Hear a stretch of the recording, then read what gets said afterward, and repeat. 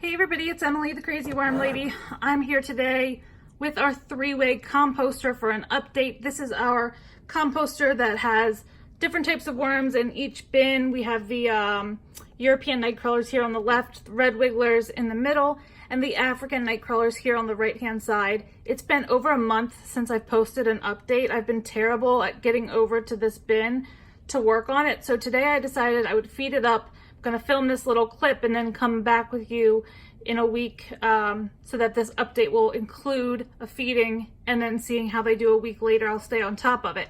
But I thought I had a pretty cool idea. So I did sweet potato skins and some carrot pieces in each chamber, topped it all the way to the brim with shredded cardboard, and I put 2 ice cubes in each container. I did that because I'm very afraid of over watering this bin, and I feel like it's a very controlled way to add moisture, and since it will, well, first of all, it's not directly touching the worms, and it will dissolve slowly. It'll give all this cardboard and paper time to absorb it before it leaches down and becomes anaerobic in the bottom. I did turn up the bedding just a little tiny bit using the thermometer probes, but I didn't agitate it too much. I did not dig down, but I do see that there are worms in there and they are alive. So in just a minute, magically a week will have passed and we will take a peek and see how they are doing.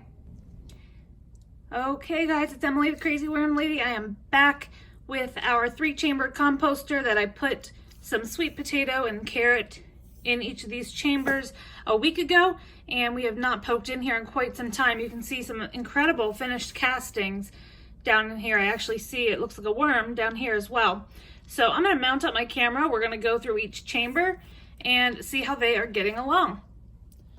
All right guys, so I'm here with the European night crawlers. You can see they're quite active. I'm just going to start putting some of these guys back as I find them, but they've actually held on to their size, at least some of the adults have. But the material in here looks really nice. There's a lot of babies, and it's just, you know, completely flaky compost. Obviously now I have mixed in some cardboard, but the texture, it's not too dry, not too wet. It's really a good consistency. I'm not immediately seeing cocoons. When I pulled this out, I did take a good look before I turned the camera on, but a lot of these babies in here. And from Plant Obsessed, I think will appreciate, if I can find it, one of the Euros is one of the short and stumpy ones that I always say look so funny, and she said she likes him. I really want to find him. But, oh, there's a cocoon. So they're still reproducing in here. That's absolutely incredible. I'm really impressed with that. So I'm going to start putting some of this material back. And then before I turn the camera off and go to the next section, here we go, short and stumpy. I will show you how we're going to feed these guys up. I mean, look at all of these worms. I mean, this is quite impressive for such a small system to have done this well and to still have the worms reproducing. I'm ultra impressed, but some of these babies are still pretty small. I don't know if they'll be stunted in growth or not, but quite impressive. Okay, so we're nearly full in our European nightcrawler chamber, and I have some really disgusting moldy food that was frozen and has been decomposing on my counter.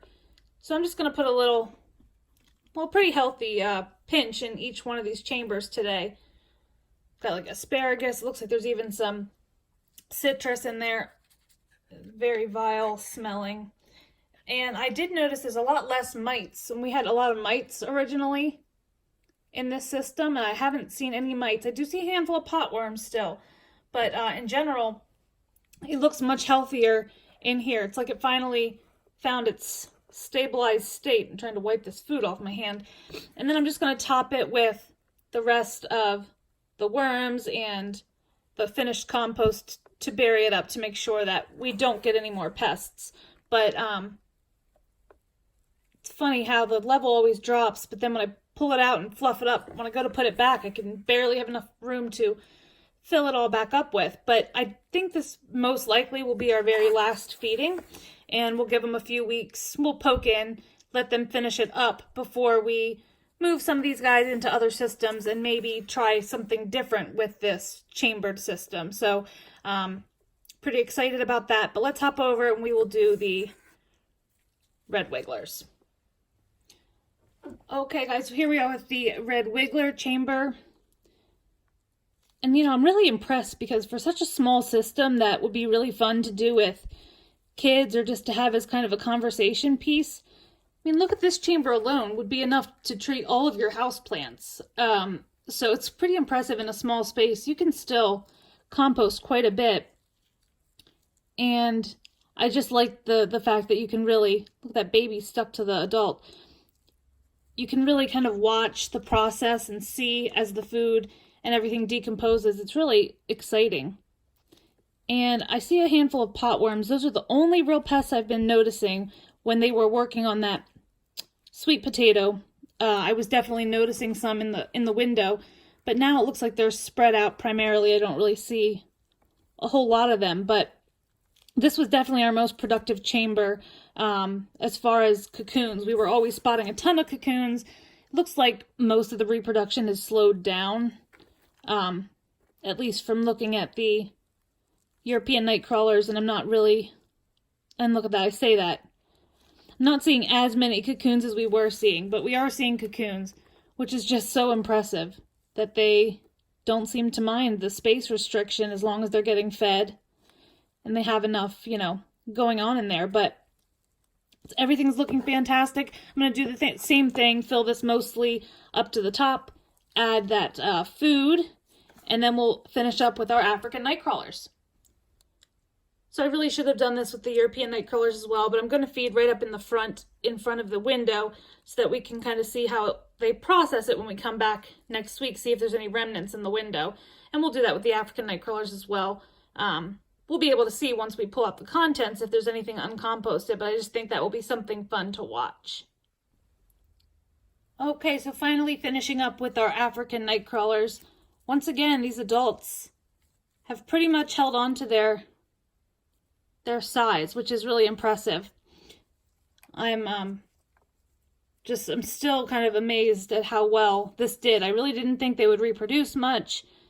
I did not think they would keep their size. I just did not have any idea that they would thrive in an environment like this. But you can again see a lot of juveniles, babies, so they've still been reproducing as well.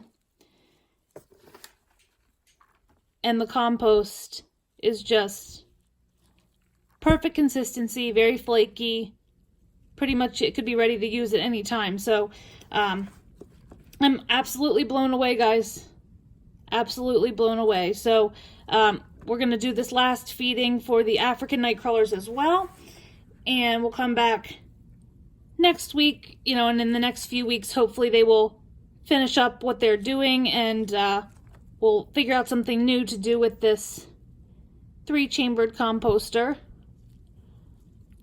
But let me know what you think. What are your opinions on how this went? Did it surprise you?